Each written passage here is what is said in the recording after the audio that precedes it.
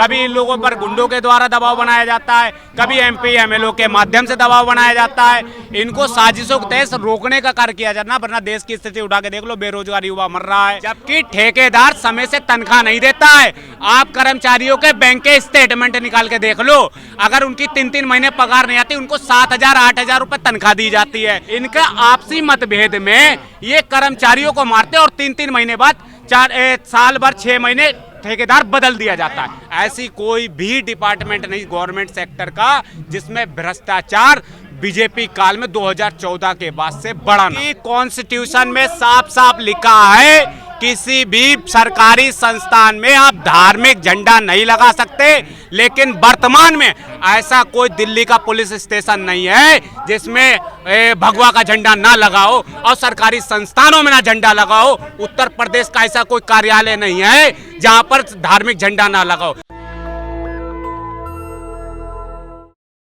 ये लोग 10 सालों से संघर्ष कर रहे हैं जब से, क्योंकि इनकी उम्र भी देख सकते हो आप कितनी एज हो चुकी है। हाँ। जबकि गवर्नमेंट इन लोगों को क्या कहती है, जबकि गवर्नमेंट अभी 2024 में खुद रूल निकाला कि जो 10 साल तक किसी भी डिपार्टमेंट में नियमित रूप से कार्य करेगा उसको पक्का किया जाएगा। ये सरकार का खुद का रूल है। हाँ। लेकिन उसके पश्चात भी सरकार जो अपने खुद के नियम कायदे बनाती है उसका खुद ही उल्लंघन करती है और अपने वादों को तोड़ने का कार्य करती है। जबकि प्रधानमंत्री नरेंद्र मोदी ने कहा 2024 तक जितने भी गरीब वर्ग के लोग हैं उनको हम पक्का मकान देंगे प्रधानमंत्री आवास योजना के तहत। लेकिन प्रधानमंत्री आवास योजना चली गई पानी में और लोग आज भी पलायन करने को मजबूर है और जिनकी झुग्गी झोपड़ियां पड़ी हैं उनको उल्टा तोड़ा जा रहा, उनको घर से बेघर किया जा रहा। तो जो सरकार अपनी नीतियां बनाती है उनको खुद ही तोड़ रही है, खुलेआम संविधान की धज्जियां उड़ा रही है। जी, सरकार तो कह रही है कि हम लगातार गरीबों के लिए काम कर रहे हैं, सबका साथ, सबका विकास, सबका प्रयास, और सरकार पे जो है आप इस तरह के आरोप लगा रहे हैं। देखिए, सरकार केवल विकास नाम का एक जुमला है। अगर विकास होता तो आप पूरे दिल्ली जंतर मंतर पे उठा के देख सकते हो, करीब यहाँ पे 500,000 लोग एकत्रित रहे अपनी समस्याओं को लेकर।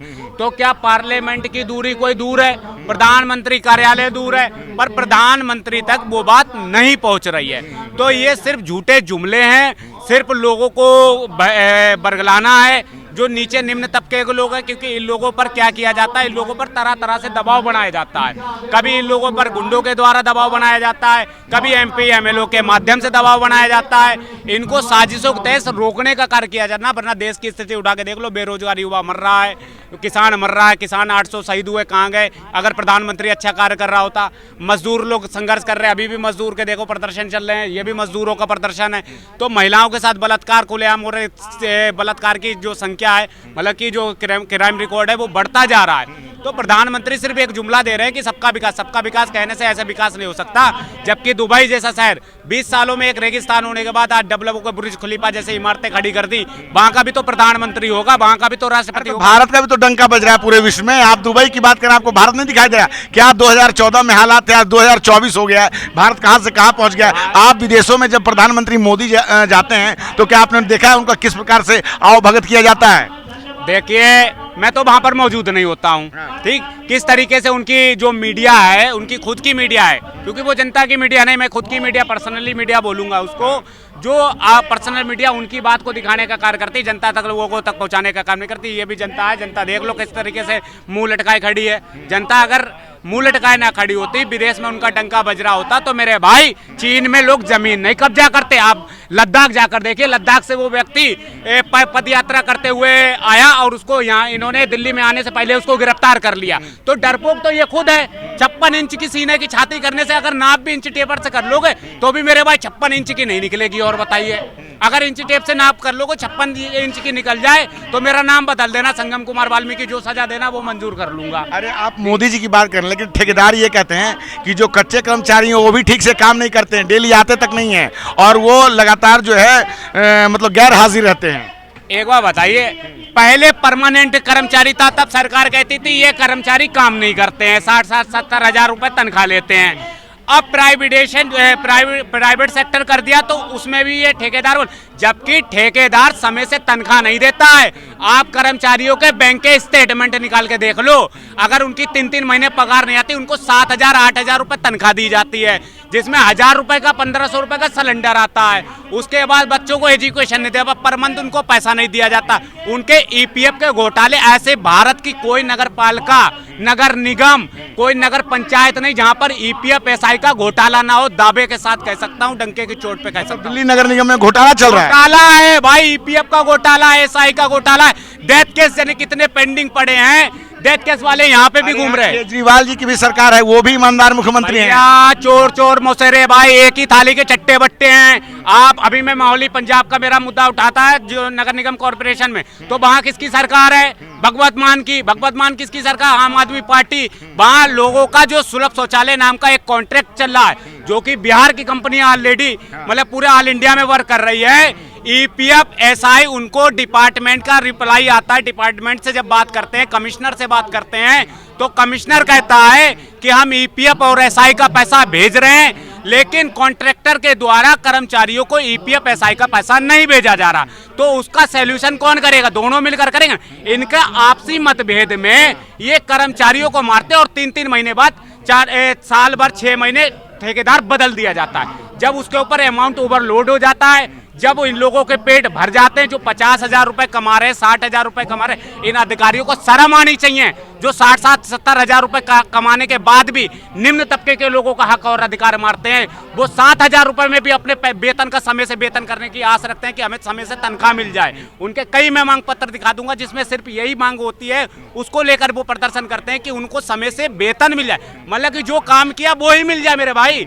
बाकी जो हक अधिकार खुलेआम चले, 6-6 महीने में 3-3 महीने में ठेकेदार बदल जाते हैं, भाग जाते हैं और उसमें दिखा देते हैं कि ठेकेदार बदल गया, जबकि इनके खुद के घपले होते हैं। कहीं डिपार्टमेंट उनके चेक रोक लेता है, डिपार्टमेंट चेक रोकने के बाद ठेकेदार कहता है कि हमें डिपार्टमेंट चेक नहीं दे रहा और डिपार्टमेंट कहता है मैं पैसा प्रोवाइड करा। तो इनके आपसी लड़ाई में कर्मचारियों को मारा जाता है। तो ठेकेदारी बदल रही है, ठेकेदार प्राइवेटाइजेशन के नाम पर शोषण कर रहे हैं और ठेकेदार अधिकारी दोनों एक ही थाली के कठपुतली हैं और एक ही साथ मिलकर शोषण करते हैं। जी, एनडीएमसी के अधिकारी तो कहते हैं कि कुछ लोग जो है नेता बनने के चक्कर में रहते हैं, काम करने में उनका ध्यान नहीं है, वो बस जंतर मंतर के चक्कर लगाते हैं, कर्मचारियों को गोलबंद करते हैं, निजी फायदे के लिए नेता बनना चाहते हैं बस। अगर जो अधिकारी एनडीएमसी का कहता है, नेता की डिफिनेशन वो बता दे कि नेता कहते किसे हैं। अगर वो नेता की डिफिनेशन ही बता दे कि नेता किसको कहते हैं, बोलना बहुत आसान, कहते हैं ना ये मुंह है, इसमें जो शब्द आया बोल दिया। तो जो अधिकारी बोलता है कि देखिए नेता कोई खुशी से नहीं बनता है, नेता का मतलब होता है नेतृत्व करता। जो लोगों का नेतृत्व करता है उसको आप चाहे नेता नाम दे दो। कर्मचारियों को बरगला रहे हैं कि नहीं बरगला रहे हैं, मैं ये पूछना चाहता हूं। उनका ये आरोप है कि कर्मचारियों को जो है बरगला के काम नहीं करने देते हैं, झूठे मूठे सपने दिखाते हैं। आप लीगली रिकॉर्ड देख लीजिए। आप आरटीआई, आज तो आरटीआई भी बेकार हो चुकी है, जो कि आरटीआई के माध्यम से आप जवाब लो तो जवाब रिटर्न में भी नहीं देंगे। नेता अगर धरना प्रदर्शन का सही सिद्धांत क्या है? धरना प्रदर्शन का सही सिद्धांत यही है कि अगर कोई भी बंदा धरना प्रदर्शन कर रहा है किसी डिपार्टमेंट के खिलाफ, किसी विभाग के खिलाफ, तो उस विभाग के अधिकारी को यहाँ पर मौजूद होना चाहिए, उसकी टीम को मौजूद होना चाहिए। तो लापरवाही का संदेश और प्रमाण मैं यही दे सकता। अगर किसी भी इतने धरना प्रदर्शन चले, कोई भी डिपार्टमेंट का कोई अधिकारी यहाँ पर मौजूद हो, चाहे वो किसी भी डिपार्ट का हो, रेलवे वाले धरना कर रहे, रेलवे डिपार्ट का कोई भी ऑफिसर, कोई भी अफसर यहाँ पर मौजूद है, एनडीएमसी का कोई अफसर मौजूद है, सिर्फ कहना और जुमलेबाजी, देखो वो अपनी गलती नहीं मानेंगे। इस देश में सबसे बड़ा सिस्टम है कि कोई भी अपनी गलती नहीं मानता। अगर अधिकारी सिस्टमेटिक तरीके से, संवैधानिक तरीके से, जो उसको फंडामेंटल राइट्स के माध्यम से जो उसको जॉब दी जाती है, अगर वो सही दिशा में अपना काम करे तो आप भारत में शोषण नहीं हो सकता। पर शोषण अधिकारियों की गलती से होता है। आप डिपार्टमेंट में चले जाइए, आप आम आदमी किसी भी अधिकारी से मिल नहीं सकता, कमिश्नर से नहीं मिल सकता। कमिश्नर का चोर है भैया, नहीं मिल रहा है। अगर उसको मिलने में दिक्कत नहीं, वो काम अच्छा वर्क कर रहे तो उसको मिलना चाहिए। अपॉइंटमेंट की मैंने अभी ये देखी, आतिशी को 3 बार मेल डाली है अपॉइंटमेंट की, नहीं मिल रहा, मैंने लेटर लिख दिया। अब मजबूरन उसके कार्यालय के सामने बैठूंगा तो पुलिस वालों को लेकर मुझे उठा देगी, जेल में अरेस्ट करा देगी। तो मिल रहा हूं, केवल बात ही तो कर रहा हूं, तो धरना प्रदर्शन करने की लोट नहीं। जब वो बात ही नहीं करेगी तो मजबूरन है। धरना प्रदर्शन खुशी में कोई नहीं करता। धरना प्रदर्शन मतलब घर में आरती रखना, घर में आरती जिसके रखी होती, धरना प्रदर्शन का माहौल और घर में आरती रखने का माहौल एक बराबर होता है। तो धरना प्रदर्शन कोई खुशी से नहीं करता, मजबूरी में करता, अपनी समस्याओं को लेकर करता। अधिकारी ने एक बार भी जानने की कोशिश करी, आप भी तो मौजूद हो, आपकी मीडिया भी मौजूद है, कोई डिपार्टमेंट का अफसर खड़ा है, किसी भी डिपार्टमेंट का खड़ा हो, तो सिर्फ अधिकारियों की लापरवाही है और अधिकारी अपनी लापरवाही थोपते हैं, दूसरों पर शोषण में लिप्त है। ऐसी कोई भी डिपार्टमेंट नहीं गवर्नमेंट सेक्टर का जिसमें भ्रष्टाचार बीजेपी काल में 2014 के बाद से बड़ा ना हो। बीजेपी के काल में भ्रष्टाचार हो रहा है, मोदी जी के टाइम पे भ्रष्टाचार हो रहा है। भाई क्या भ्रष्टाचार? मोदी जी को यहाँ की चिंता नहीं है। मोदी जी दो दिन में हफ्ता भरेंगे श्यू बाहर विदेश में। उसका खर्चा कहाँ जाता है? क्यों क्या है ये जहाज है, जहाज में जा रहा है, एरोप्लेन में जा रहा है, जहाज में बैठ कर उड़ रहा है। काम करने जाते हैं, घूमने थोड़े जाते हैं। उधर घूमना ही है हमारे लिए, तो हमारे लिए। अरे विदेश में तुम घूमने जा रहे हो, विदेश में काम करें, हम भी तो इसी देश के हैं। वो विदेशी को तुम देखने जा रहे हो, वहाँ तुम घूमने जा रहे हो या काम करने जा रहे हो, हम भी तो तुम्हारे ही हैं। अरे देश के लिए ही काम करने जाते हैं ताकि कुछ व्यापार बढ़े। हम कहाँ से हैं? हम भी तो देश से ही हैं। बताओ हम कहाँ से हैं? वो विदेश देश के लिए काम करने जाते हैं। तो हम जब घर में बच्चे रो रहे हैं, तुम्हारे बच्चों को तुम रोटी नहीं दे रहे, यहाँ आके माइक पकड़ खड़े हो जाओगे। जब ही तो आओगे जब घर में बच्चों को थोड़ा गाना खाने पीने को दिया होगे, तभी तो हम आग ले खड़े हो गए।